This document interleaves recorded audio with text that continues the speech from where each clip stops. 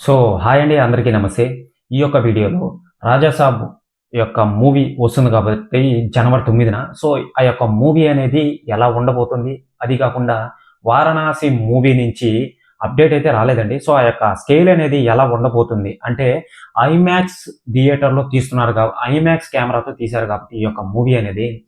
So ఈ యొక్క IMAX కెమెరాతో తీసి మన థియేటర్‌లలో అయితే వదులుతారన్నమాట. మన ఇండియాలో ప్రస్తుతానికైతే ఐమాక్స్ థియేటర్ అనేది ఎక్కడా లేదు.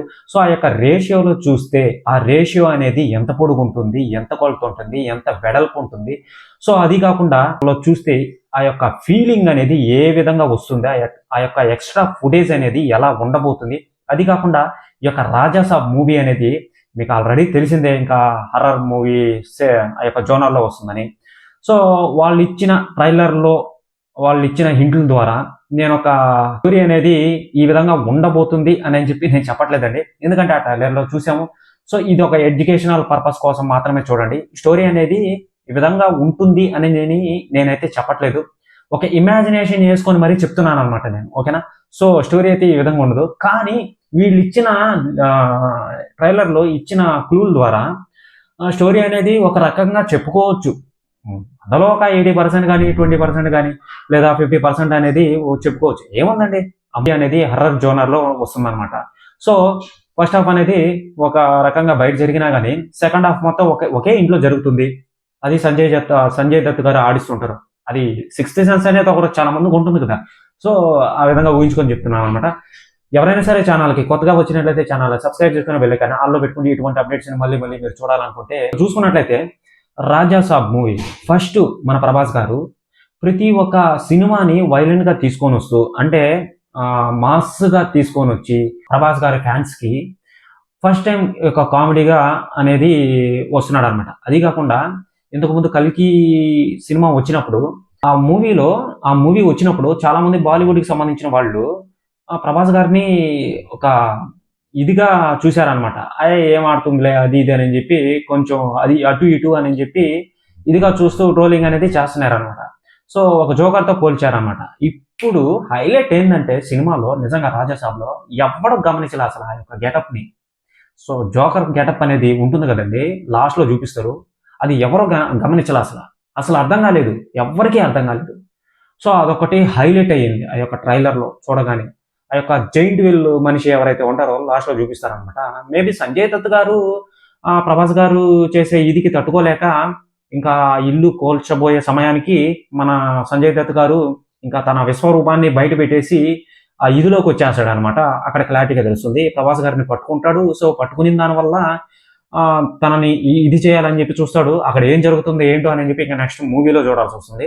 అదొక పాయింట్ అనమాట. సో ఇంకో మెయిన్ పాయింట్ ఏంటంటే ప్రభాస్ గారి ఎంట్రీ ఉంటుంది. ఎంట్రీ తర్వాత ఒక సాంగ్ అనేది ఉంటుంది. 'రెబల్ సాబ్' అని పాన్ ఇండియా నంబర్ 1 నేనే అని చెప్పి ఒక సాంగ్ ఉంటుంది. అది క్లారిటీగా తెలుస్తుంది. ఇది నిజమే కదండీ! సో క్లారిటీగా తెలుస్తుందనమాట ఇక్కడ. అంటే ఇదే అని చెప్పను.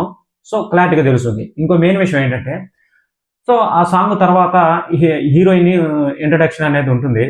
ఇక ముగ్గురున్నారు కాబట్టి హీరోయిన్స్ ఏ సాంగ్‌కి, ఏ కామెడీకి, ఏ టైంలో పెట్టాలో ఆ టైంలో పెడతారనమాట. సెకండ్ హాఫ్ నుంచి ఒక హీరోయిన్ వస్తుందా, లేదా ఇద్దరు వస్తారా? ఫస్ట్ హాఫ్ నుంచి మన నిధి అగర్వాల్ ఎవరైతే ఉన్నారో, ఆమె పేరు నిధి అగర్వాలేనా? సో నాకు తెలీదు.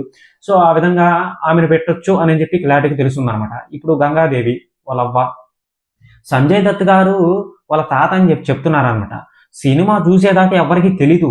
ఏమో ట్విస్ట్ ఉండొచ్చేమో. లాస్ట్‌లో ప్రభాస్ గారు కనిపించారు కదా! ఏందిరా మీది అని అంటాడనమాట.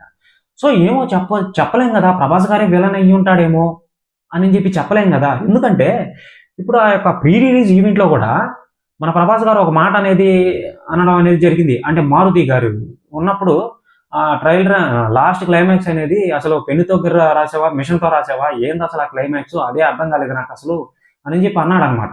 నాకక్కడ డౌట్ కొడుతుంది. మేబీ ప్రభాస్ గారే విలనా? లేకపోతే సంజయ్ దత్త గారు ఏమన్నా ఆడిస్తుంటారా? అనేదైతే తెలియట్లేదనమాట. సంజయ్ దత్ గారు విలన్‌గా అని ఇక్కడ క్లారిటీగా అయితే తెలుస్తుంది. ట్రైలర్‌లో అయితే చూపించారనమాట. మెయిన్ ఇంపాక్ట్ అనేది బయట పెట్టరు కదా! ఎవరైనా సరే బయట పెట్టరనమాట. చూసేదాకా తెలీదనమాట.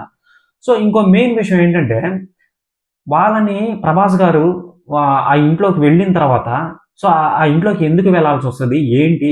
ఆ యొక్క గంగాదేవి యొక్క హిస్టరీ ఏంటి? అంతా తన ఇమాజినేషన్ అండి. ఇప్పుడు ఆయన ఫస్ట్ హాఫ్ లో ఉన్నప్పుడే ఒక scene అనేది చూపించారనమాట ట్రైలర్ లో. ఏంటంటే ఇప్పుడు వాళ్ళ అవ్వ దగ్గర కూర్చొని ఒక సెంటిమెంట్ ఎమోషన్ అనేది ఉంది. ఆల్రెడీ చూసారు, ఆయన ఏడుస్తుంటాడు.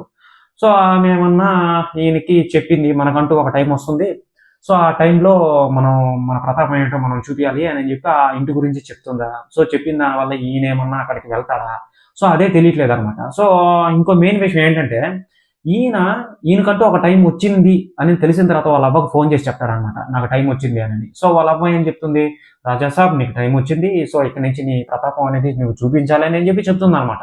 సో మేబీ ఒక రకంగా అది కూడా అయ్యి ఉండొచ్చు కదా. సో ఆ ఇంట్లో వెళ్ళనాటికి, ఆ ఇంట్లోకి ఎందుకు వెళ్తాడు అసలు, దేని కారణంగా వెళ్తాడు, ఆ ఇల్లు ఆస్తి కోసమా లేకపోతే నగల కోసమా డబ్బు కోసమా అని అనేది తెలియట్లేదు అనమాట. ఇంకో మెయిన్ విషయం ఏంటంటే, ఈయన ఒక గుడ్డ పట్టుకొని లాగినట్టు ఒక పోస్టర్ అనేది కూడా వదిలేరు ఫస్ట్ లో. ఆ ఇల్లు తగలబడిపోతుంటది, కింద డబ్బు చల్లా చెదిరైపోయి ఉంటది, నగలు డబ్బు చల్లా చెదిరైపోయి ఉంటది, కాలిపోతుంటది, నాశనం అయిపోతుంటది అనమాట. మేబీ నాకు తెలిసి ఆ యొక్క ఇంటిని కూల్చేస్తే సంజయ్ దత్ గారు ఏమైనా చనిపోతాడా అని అనేది తెలియట్లేదు అనమాట. రాజాసాబ్ ప్రభాస్ గారి టీంని ఎవరైతే ఉన్నారో ముగ్గురు హీరోయిన్స్ కానీ మళ్ళీ వచ్చి ఆ కామెడీ యాక్టర్లు అయితే ఉన్నారనమాట. వాళ్ళకంటూ ఒక క్యారెక్టర్ అనేది ఇచ్చుంటారు ఖచ్చితంగా, కామెడీ పుబ్బా నవ్వుకోవచ్చు. సో వాళ్ళందరినీ హిప్నటైజ్ చేసి మన సంజయ్ దత్ గారు వాళ్ళని ఆ ఇంట్లోకి రంపించి, సో ఒక ఆట ఆడుకునే దానికి అవకాశం ఉంది అని చెప్పి ఇక్కడ క్లారిటీగా తెలుస్తుంది. సో ఆ యొక్క ట్రైన్ ఫైట్ కూడా మీరు చూస్తున్నట్లయితే అది కూడా ఒక ఇమాజినేషన్ అని తెలుస్తుంది అనమాట. ఓన్లీ సంజయ్ దత్ గారు హిప్నటైజ్ చేసి అదంతా చేస్తున్నాడేమో. రాహు మూవీ కూడా చూశారు, అసలు ఏమన్నా అనుకున్నారా, ప్రభాస్ గారే ఒక దొంగగా వస్తాడు, ఒక పోలీసుగా వస్తాడు, ఒక రాజుగా వస్తాడు, రాజుగా వచ్చి సినిమాను మొత్తం అర్ర చేతులు ఆడిస్తాడు. సేమ్ అదే విధంగా మన ప్రభాస్ గారే విలన్ అయ్యి ఉండి ఆడిస్తుంటాడేమో అని చెప్పి నాకు డౌట్ గా ఉందన్నమాట. సో ఇదే అని చెప్పి నేను చెప్పట్లేదండి, మేబీ అయి ఉండొచ్చేమో. అయితే మటుకు హైలైట్ మూవీ అసలు, నిజంగా అసలు మూవీ అంటే ఎవరు ఎక్స్పెక్ట్ చేయరు అనమాట. అందుకే కదా ఇప్పుడు ప్రభాస్ గారు మారుతి గారిని గన్నుతో రాసావా లేకపోతే పెన్నుతో రాసావా లేకపోతే మిషన్తో రాసావా అని చెప్పి అన్నాడు. మీకు అర్థమవుతుంది కదా, ప్రీవియస్ ఈవెంట్ లో అన్నాడు అనమాట. ఆ యొక్క క్లైమాక్స్ అనేది ఏంటి, ఇప్పుడు ఆ యొక్క పెద్ద జైంట్ వీల్ మనిషిని చూపిస్తారనమాట. సో అది సంజయ్ దత్ గారే క్లారిటీగా తెలుస్తుంది. క్లైమాక్స్ ఏంటి అనేది అర్థం కావట్లేదు. సో ఇంకా చూడాలి, మూవీ వచ్చిన తర్వాత మీకు పూర్తిగా డీటెయిల్స్ అన్నిటికీ క్యాప్చర్ చేసి మరీ చెప్తానండి, ప్రతిదీ చెప్తాను అనమాట. ఎవరు మిస్ చేయదు. ఛానల్ని ఎవరైనా సరే సబ్స్క్రైబ్ చేసుకోకపోతే సబ్స్క్రైబ్ చేసుకుని బెల్ ఐకాన్ ఆన్లో పెట్టుకోండి. సో ఇంకో మెయిన్ విషయం, ఇప్పుడు వారణాసి మూవీ వచ్చింది, ఓకే వస్తుంది అనుకుందాం, ఓకేనా, వచ్చింది కాదు, ఫ్లోలో వచ్చేస్తుంది అనమాట. సో మూవీ వస్తుంది అనమాట 2027లో సంక్రాంతికి వచ్చేది ఆ మూవీ, ఓకేనా. అంటే ఇదే డేట్లు అని చెప్పి చెప్పట్లేదు, ఈ డేట్లు ఇచ్చారు మనకు, ఈ డేటుల్లో వస్తుంది అని చెప్పి ఇమాజినేషన్ మాత్రమే ఇది, ఓకేనా. సో ఇది చాలా వరకు రూమర్ గానే మిగిలింది అనమాట ప్రస్తుతానికి, ఇదే అని చెప్పి నేను చెప్పట్లేదు. సో ఇంకో మెయిన్ విషయం ఏంటంటే, ఈ యొక్క మూవీ అనేది ఇప్పుడు మనిషి 6 అడుగులండి. ఇక్కడ నుంచి బాగా వినండి, మీకు చాలా ఇంపార్టెంట్ విషయం అనమాట ఇది. మనిషి 6 అడుగులు, ఒక రకంగా ఇప్పుడు ప్రభాస్ గారే ఉన్నారు 6 అడుగులు అనమాట. ఇప్పుడు ఆ యొక్క ఐమాక్స్ స్క్రీన్ అనేది ఎంత ఉంటుందంటే 1.43:1 అనమాట. అంటే ఆ రేషియోలో ఉంటుందన్నమాట. అంటే స్క్రీన్ చాలా పెద్దదండి, చాలా పెద్దది. ఎంత పెద్దది అంటే కనీసం 50-60 అడుగులు ఉంటుంది, నాకు తెలిసి అదే అనుకుంటున్నాను నేను. సో మేబీ కరెక్ట్గా తెలియట్లేదు, ఒక 50-60 అడుగులు ఉంటుందండి స్క్రీన్ అనేది. మనిషి 6 అడుగులు అంటే ఒక 50 అడుగులు అనుకోండి, ఓకేనా, ఒక 50 అడుగులు ఉంటుందన్నమాట. అంత పెద్ద స్క్రీన్లో మనము ఆ యొక్క ఇమాజినేషన్, ఇప్పుడు ఫ్రేమ్ అనేది మనం చూసుకున్నట్లయితే దాంట్లో మహేష్ బాబు గారు దగ్గరగా కనిపించినప్పుడు ప్రతి డీటెయిల్ అనేది క్యాప్చర్ చేయొచ్చు, బాగా నీట్ గా క్యాప్చర్ చేయొచ్చు అనమాట. ఫేస్ అనేది చాలా డీటెయిల్ గా కనిపిస్తుంది అనమాట. ఎక్స్ట్రా ఫుటేజ్ అనేటివి సరిగా కనిపించవు అప్పుడు ఆ సమయంలో, ఎందుకంటే ఫ్రంట్ క్లోజ్అప్ లో వచ్చేస్తారు కాబట్టి. సో మహేష్ బాబు గారు ఒక యాక్షన్ సీన్ లో ఉన్నప్పుడు పైనుంచి కింద పడుతున్నట్టు కనిపించినా గానీ, సో లాంగ్ లో ఉన్నప్పుడు కానీ ఆ సమయంలో చూస్తే ప్రతి ఒక్క ఎక్స్ట్రా ఫుటేజ్ అనేది కనిపిస్తుంది అప్పుడు ఆకాశం కానీ మబ్బు కానీ మనకు మన కళ్ళ ముందు ఉంటుంది. అప్పుడు ఆకాశం కానీ మబ్బు కానీ మన కళ్ళ ముందు ఉంటుంది. అప్పుడు చూడాలండి ఆ యొక్క ఎక్స్పీరియన్స్, అంటే ఈ విధంగా ఉంటుందని చెప్తున్నానండి, ఈ విధంగా ఉంటుందని చెప్తున్నా.